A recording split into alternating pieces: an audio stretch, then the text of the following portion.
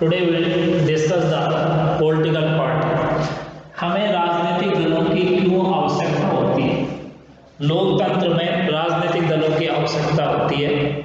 लोकतंत्र में राजनीतिक दल ही सारे कार्य करते हैं। लोकतंत्र में जनता अपना प्रतिनिधि चुनती है और प्रतिनिधि शासन करते हैं।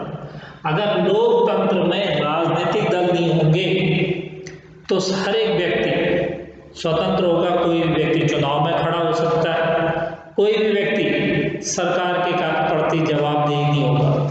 इसलिए लोकतंत्र में राजनीतिक दलों की आवश्यकता होती है। हम अपने प्रतिनिधि चुनते हैं और प्रतिनिधि सरकार के प्रति कार्य करते हैं और जनता के प्रति उत्तरदायी होते हैं। राजनीतिक दल की कुछ चुनौतियां हैं वर्तमान समय में। सबसे पहले आंतरिक लोकतंत्र की कमी। वर्तमान समय में जितने बड़े राजनीतिक दल हैं इनमें आंतरिक लोकतंत्र की कमी है। ये राजनीतिक दल एक तो अपना कभी भी चुनाव नहीं कराते, आंतरिक चुनाव। दूसरा, जो शक्ति होती है एक या दो व्यक्तियों के ही पास होती है, अन्य सदस्यों को इसके बारे में कोई भी सूचित नहीं किया जाता है। दूसरी प्रमुख चुनौती है वंशवाद। वर्तमान समय में सभी राजनीतिक दल इस समस्या से जूझते नजर आ रहे हैं, क्योंकि ये लोकतंत्र में सबसे बड़ी समस्या है।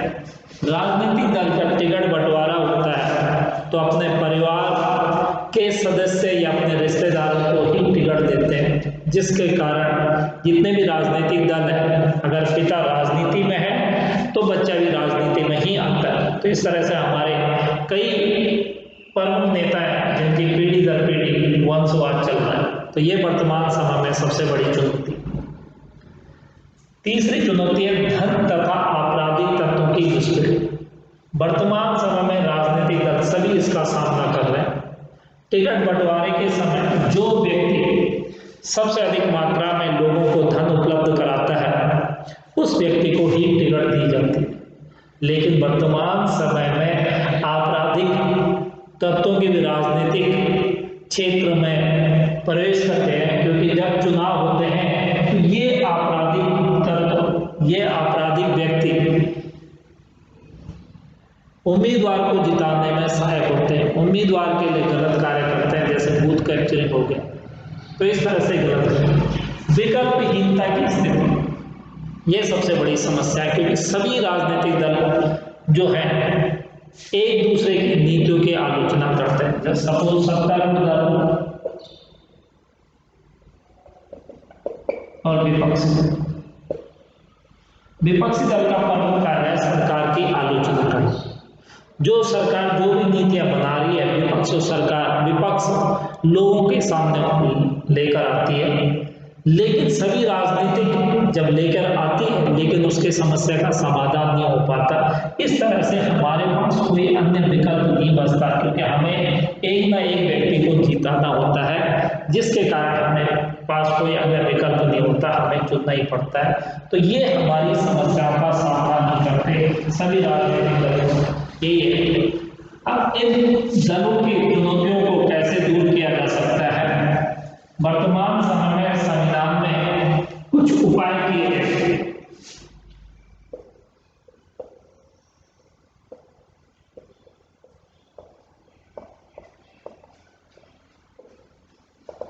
वर्तमान समय में संविधान में दल बदल पर रोक लगा दिए गए। कोई भी व्यक्ति जब चुनाव होते हैं, चुनाव होने के उपरांत जब कोई व्यक्ति कोई अन्य दल सरकार का निर्माण करता है तो उस समय जो छोटे दल हैं वो पैसों के लालच में या मंत्री पद के लालच के कारण अपने दल को छोड़कर दूसरे दल में चले जाते हैं। सरकार ने स्पष्ट किया गया, संविधान में स्पष्ट किया गया कि जब व्यक्ति अपने दल को छोड़कर दूसरे दल में शामिल होगा तो उसकी जो सदस्यता उसकी जो है वो समाप्त हो जाएगी, जिसके कारण वर्तमान समय में दल बदल पर रोक लगती। सेकंड है धन तथा आपराधिक।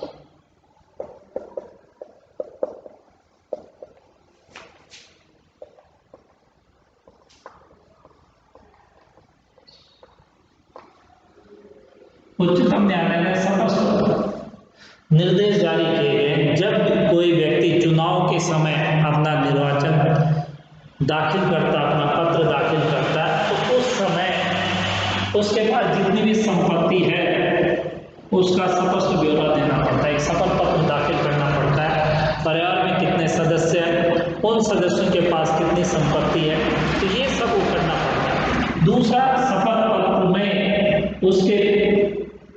उस पर कोई FIR दर्ज तो नहीं है, तो इसका भी क्या करना पड़ता है, सारा रिपोर्ट देना पड़ता है, जिसके कारण जब चुनाव होते हैं, भाई संपत्ति का स्पष्ट ब्यौरा, FIR, तो चुनाव के समय लोग देखते हैं कि इस व्यक्ति पे कितनी FIR आपराधिक तत्वों में शामिल तो नहीं है, तो इस कारण इसके आपराधिक व्यक्तियों पे चुनाव में जो घुसपैठ होती थी चुनाव के समय वो कम होगी।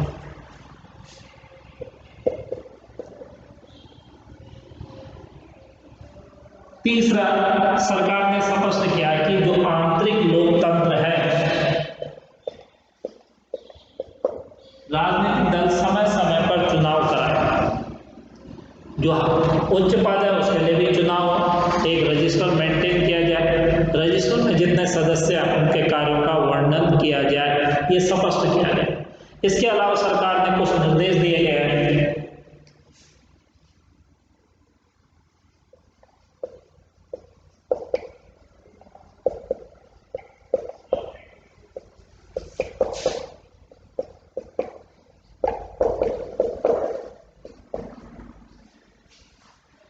एक तिहाई सीट 33% सीट महिलाओं के लिए आरक्षित की जाए, जिससे कि महिलाएं सुचारू रूप से कार्यों में भागीदार हो सके और महिलाओं को उचित प्रतिनिधित्व मिलने के कारण महिलाएं का उत्थान हो सके। दूसरा है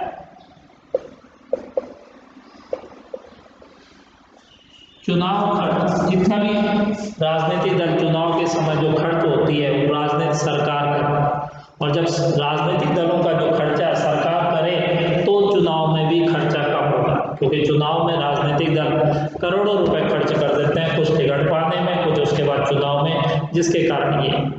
तीसरा है आयकर रिटर्न, जितने भी राजनीतिक दल हैं वो अपने आयकर का रिटर्न दें सरकार को, अपने आयकर जितने भी उनके स्रोत हैं आय के, वो सरकार के पास आयकर रिटर्न दाखिल करे, जिससे कि आपराधिक तत्वों की या आय कमी आ सके।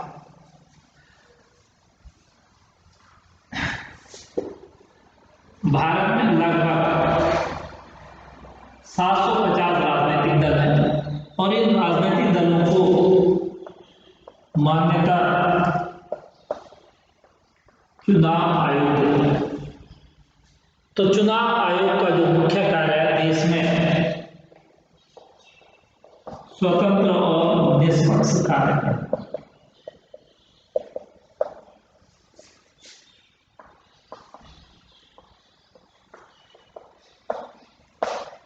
राजनीतिक चुनाव आयोग स्वतंत्र और निष्पक्ष चुनाव कराना, जितनी भी डेट है लोकसभा या विधानसभा वो सब चुनाव आयोग कराता है, मतदान की तिथि निश्चित करता है, जो मत पेटी है उनकी गणना करता है, बाद में विजयी उम्मीदवार की घोषित करता है, ये सब चुनाव आयोग के कार्य है।